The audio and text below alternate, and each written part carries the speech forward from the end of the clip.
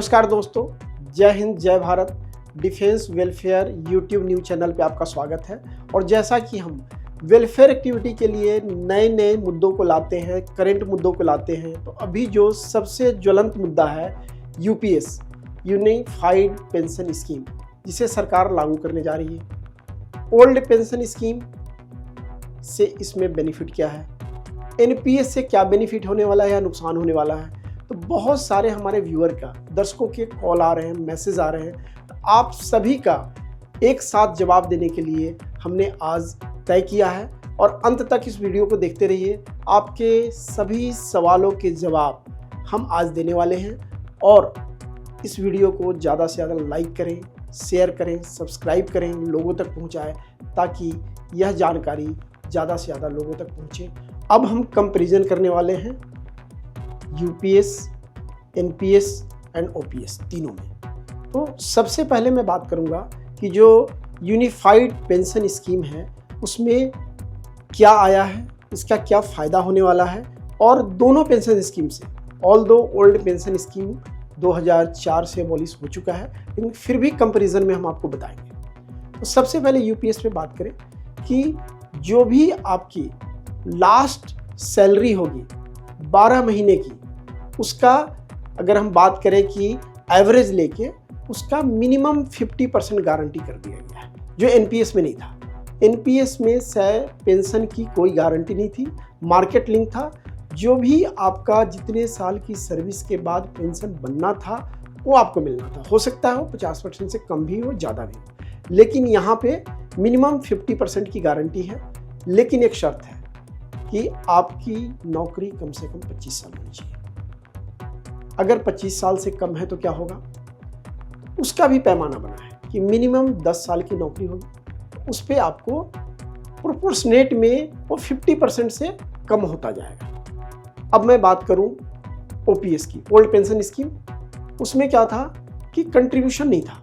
इसमें कंट्रीब्यूशन है क्योंकि एनपीएस में भी कंट्रीब्यूशन था, आपका भी था, सरकार का भी था। जो पहले 10% एनपीएस में था, बाद में 14% हो गया। और यूपीएस में अभी सरकार का कंट्रीब्यूशन 18.5% हो गया। 10% जो आपका कंट्रीब्यूशन होगा, सरकार 18.5% करेगी। अगर मैं ओल्ड पेंशन स्कीम की बात करूं तो ओल्ड पेंशन स्कीम में सर आपका कोई भी कंट्रीब्यूशन नहीं होता था। जो लास्ट आपकी सैलरी होती थी प्लस उसमें डीए भी ऐड होता था। यूपीएस में डीए नहीं ऐड होगा, लास्ट सैलरी ही 12 महीने का एवरेज होगा, उसका 50% आपका पेंशन होता है। लेकिन इसके साथ एक शर्त थी कि मिनिमम 20 साल की आपकी नौकरी ओल्ड पेंशन स्कीम में हो, तब आपका बेसिक और डीए का 50% आपको पेंशन मिलेगा। अब हम बात करेंगे कि मिनिमम पेंशन कितना होगा।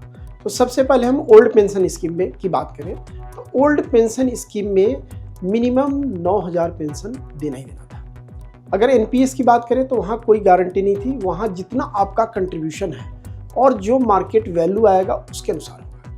अब हम बात करेंगे यूपीएस यूनिफाइड पेंशन स्कीम जो सरकार ला रही है, इसके अंदर मिनिमम 10,000 पेंशन की गारंटी है।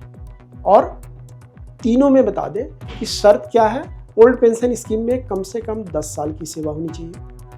यूपीएस जो भी आने वाला है उसके अंदर भी सेम है कि 10 साल की। अब आगे हम आते हैं कि फैमिली पेंशन का। तो ओपीएस जो ओल्ड पेंशन स्कीम था उसमें फैमिली पेंशन जो आप देखेंगे वो 60% मिलता था। एनपीएस के अंदर फैमिली पेंशन की कोई गारंटी नहीं थी, लेकिन जो यूनिफाइड पेंशन स्कीम आई है सरकार, इसमें भी 60% फैमिली पेंशन की गारंटी दी हुई है। अब हम आगे बात करते हैं डीए यानी महंगाई भत्ता, जो हर एक कर्मचारी का अपना एक हमेशा से इंतजार होता है कि हर 6 महीने पे जो महंगाई भत्ता सरकार कैलकुलेट करके देती है उसके ऊपर। तो एनपीएस में महंगाई बढ़ने घटने से कोई फर्क नहीं पड़ना था, जो पेंशन आपका फिक्स हो गया मिलना था। ओल्ड पेंशन स्कीम में जैसे महंगाई बढ़ रही है तो उसके अनुसार वो ऐड ऑन हो जाता था पेंशन में, उसी को यूपीएस में बरकरार रखा गया है। जैसे जैसे महंगाई बढ़ेगी उसी तरह आपको यूपीएस में महंगाई भत्ता भी मिलेगा। अब हम बात करेंगे वीआरएस पे कि अगर आप समय से पहले रिटायरमेंट लेते हैं तो एनपीएस में कोई प्रोविजन नहीं था।